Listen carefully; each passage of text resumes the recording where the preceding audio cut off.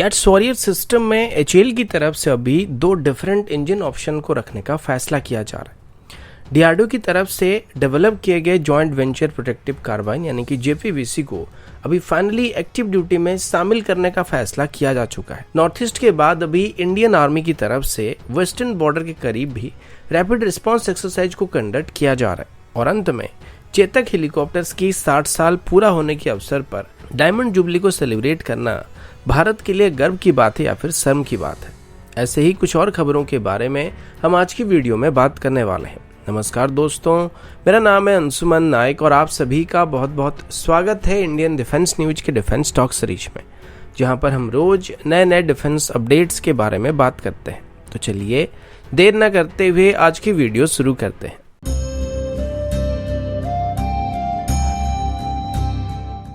आज की पहली अपडेट कैट्स वॉरियर सिस्टम को लेके। कुछ दिन पहले एचएएल की तरफ से बताया गया था कि वो अभी एमका और लॉयल विंगमैन को एक ही टाइम पर तैयार करने वाले हैं, ताकि जैसे ही एमका को ऑपरेशनल किया जाएगा उसके साथ ही लॉयल विंगमैन कॉन्सेप्ट या कैट्स वॉरियर सिस्टम को भी डिप्लॉय किया जा सकेगा, और हो सकेगा तो आगे चल के कैट्स वॉरियर सिस्टम एमका से पहले तैयार हो सकता है। अभी 2024 में ही एमका और कैट्स वॉरियर सिस्टम की पहली टेस्ट फ्लाइट को कंप्लीट करने का प्लान किया गया, और अभी एचएएल की तरफ से कैट्स वॉरियर सिस्टम में या तो PTAE-7 या STFE-25 सीरीज के इंजन का इस्तेमाल करने का प्लान बनाया जा रहा है। लेकिन यहाँ पर एक दिक्कत ये, आप सभी ने देखा होगा जब एरो इंडिया शो के दौरान कैट्स वॉरियर सिस्टम को डिस्प्ले किया गया था तो इसमें एक ट्विन इंजन कॉन्फ़िगरेशन के साथ वहाँ पे डिस्प्ले किया गया था। अब यहाँ पर अगर इसमें PTAE-7 टर्बोफैन इंजन का इस्तेमाल किया जाता है तो इसमें आसानी से हम ट्विन इंजन कॉन्फ़िगरेशन को मेंटेन कर सकते हैं। लेकिन अगर इसमें STFE-25 इंजन को इस्तेमाल करने का प्लान किया जाएगा तो मे भी इसको एक सिंगल इंजन कॉन्फ़िगरेशन में कन्वर्ट किया जाएगा, क्योंकि वर्तमान कैट्स वॉरियर सिस्टम का जो मैक्सिमम टेक ऑफ वेट है वो लगभग 1.3 टन के आसपास है। और अगर STFE-25 इंजन की बात करें तो इसका मैक्सिमम थ्रस्ट लगभग 25 किलोटन के आसपास होने वाली है, जो कि 5 टन क्लास के एयरक्राफ्ट को पावर कर सकता है। अब इसमें अगर हम लोग दो STFE-25 इंजन का इस्तेमाल करने के लिए जाएंगे तो हमें आसानी से एक जैगुआर टाइप के एयरक्राफ्ट को पावर कर सकते हैं, जबकि हमारी कैट्स वॉरियर सिस्टम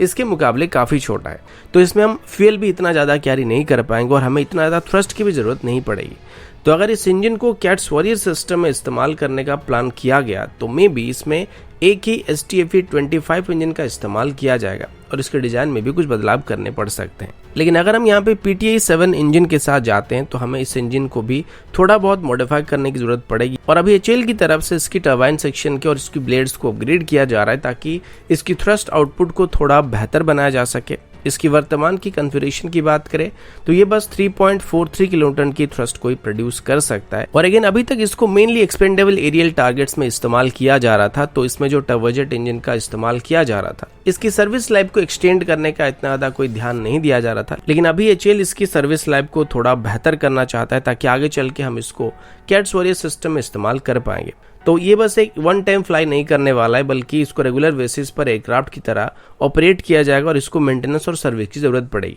अब इस नए टर्बोजेट इंजन में एक कंप्लीट नई digital engine control system, digital fuel control system और एक हार्डन कंप्रेशर को ऐड किया जा रहा है, जिस वजह से हम इसकी एग्जिस्टिंग परफॉर्मेंस को बेहतर कर सकते हैं। और PTAE-7 इंजन को कैट्स वॉरियर सिस्टम में यहाँ पे इस्तेमाल करने के चांसेस काफी ज्यादा नजर आ रहे हैं।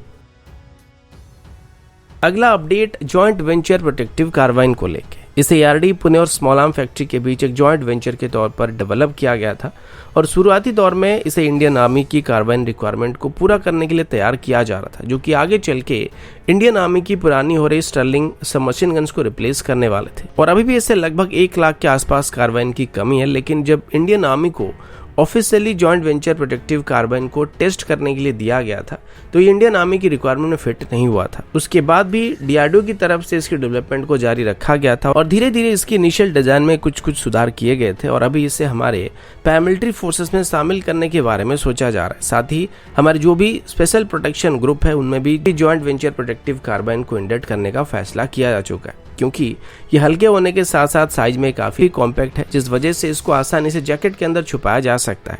और जहां पर हमें लॉन्ग रेंज या इंटेंस फाइटिंग की जरूरत नहीं होती है तो वहां पे हम सर्विस में इसको शामिल कर सकते हैं। और इस वजह से आर्मी की तरफ से इसको रिजेक्ट करने के बाद भी डीआरडीओ की तरफ से जॉइंट वेंचर प्रोटेक्टिव कार्बाइन को डेवलप करना जारी रखा गया था। और अभी फाइनली हमारे कई सेंट्रल सर्विस और स्टेट पुलिस डिपार्टमेंट्स की तरफ से जॉइंट वेंचर प्रोटेक्टिव कार्रवाई के लिए ऑर्डर को प्लेस किया जा रहा है। रिसेंटली मिली कुछ अपडेट के मुताबिक अभी दिल्ली पुलिस की तरफ से लगभग 5000 के आसपास जॉइंट वेंचर प्रोटेक्टिव कार्बाइन को खरीदने का फैसला किया गया और आगे चल के CISF और यूपी पुलिस डिपार्टमेंट के अंदर भी जॉइंट वेंचर प्रोटेक्टिव कार्बाइन को शामिल करने का फैसला किया गया। अगला अपडेट इंडियन आर्मी की तरफ से, और अभी पिछले कुछ महीनों से अगर आप देख रहे होंगे तो इंडियन आर्मी की तरफ से अपनी बैटल ड्रिल्स को रेगुलर बेसिस पर कंडक्ट किया जा रहा है। आपने देखा होगा पिछले 3 महीनों के अंदर इंडियन आर्मी की तरफ से हमारे नॉर्दर्न बॉर्डर में और नॉर्थ ईस्ट सेक्टर में मल्टीपल एरियल एक्सरसाइज को कंडक्ट किया जा चुका है, जिसमें 2 तो स्पेशली सिलीगुड़ी कॉरिडोर के करीब कंडक्ट किया गया था। अब इस दौरान जितने भी एक्सरसाइज कंडक्ट किए गए थे वो सभी के सभी रैपिड रिस्पांस एक्सरसाइज थे या दुश्मन के एरिया के अंदर पैरा ट्रूपर्स को ड्रॉप करके कुछ स्ट्रेटेजिक लोकेशन पर कब्जा करने वाले एक्सरसाइज थे। ये सभी के सभी एक्सरसाइज मेनली चाइना को एम करके कंडक्ट किया जा रहा था, लेकिन अभी इंडियन आर्मी की तरफ से हमारी वेस्टर्न बॉर्डर के करीब यानी कि पोखरण में भी सेम तरीके की रैपिड रिस्पांस एक्सरसाइज को कंडक्ट किया गया, जिसमें combat free fall, guided precision aerial delivery system, battle drills और मैकेनाइज्ड यूनिट के साथ जॉइंट एक्सरसाइज को कंडक्ट किया गया था और इसमें इंडियन आर्मी की तरफ लगभग 600 पैराट्रूपर पार्टिसिपेट कर रहे थे। अगला अपडेट हेलीकॉप्टर्स को लेके है। पिछले कुछ दिनों से आपने देखा होगा लाइट कॉम्बैट हेलीकॉप्टर और एडवांस लाइट हेलीकॉप्टर को लेके मल्टीपल अपडेट सामने आ रहे थे। जब एक तरफ एडवांस लाइट हेलीकॉप्टर को इंडियन नेवी और इंडियन कोस्ट गार्ड में शामिल किया जा रहा है, तभी लाइट कॉम्बैट हेलीकॉप्टर को भी ऑफिशियली अभी आर्मी और एयरफोर्स में शामिल करने का फैसला किया जा चुका है। लेकिन वहीं पर हमारी यूटिलिटी हेलीकॉप्टर सेगमेंट की बात करें तो हम आज भी पुराने चीता या चेतक जैसे हेलीकॉप्टर के ऊपर डिपेंडेंट है। अभी हाल ही में इंडियन एयरफोर्स की ट्रेनिंग स्कूल में चेतक हेलीकॉप्टर की 60 साल की सर्विस को सेलिब्रेट करने के लिए डायमंड जुबली समारोह का आयोजित किया गया था। अब यहाँ पर इस समारोह से हमें कोई दिक्कत नहीं है। ये गर्व की बात है कि इन हेलीकॉप्टर्स को इंडियन आर्म फोर्सेस में शामिल किए हुए 40 से 60 साल हो चुके हैं, लेकिन 40 साल के बाद भी इनको रिटायर ना करना और फर्दर ऑपरेट करना कोई बहुत बड़ी गर्व की बात नहीं है, क्योंकि पिछले 10 सालों में 15 चेतक या चीता जैसे हेलीकॉप्टर हमारे क्रैश हो चुके हैं और इनकी वजह से हमारे कई पायलट्स की जान भी जा चुकी है। अब समय आ चुका है जब हम इनको रिप्लेस करना चाहिए। अगर वर्तमान की स्टैंडर्ड की हेलीकॉप्टर की बात करें तो इन चीतक जैसे हेलीकॉप्टर में ना तो मूविंग मैप डिस्प्ले सिस्टम मौजूद है, ना ही वेदर रडार मौजूद है और ना ही ग्राउंड प्रोक्सिमिटी वार्निंग सिस्टम मौजूद, और ऑटो पायलट सिस्टम आप भूल ही जाओ। ऐसे में जब पूरे दुनिया भर में ऐसे हेलीकॉप्टर्स को कब का रिटायर किया जा चुका है, सर्विस से बाहर किया चुका है, हम आगे भी कम से कम 5 से 10 साल तक इनको ऑपरेट करने वाले हैं और इसमें कोई गर्व की बात नहीं है। गर्व की बात तो ये कि हेलीकॉप्टर अपने पूरी क्षमता के साथ 1960s के दौर से इंडियन आर्म फोर्सेस में सर्विस दे रहे थे,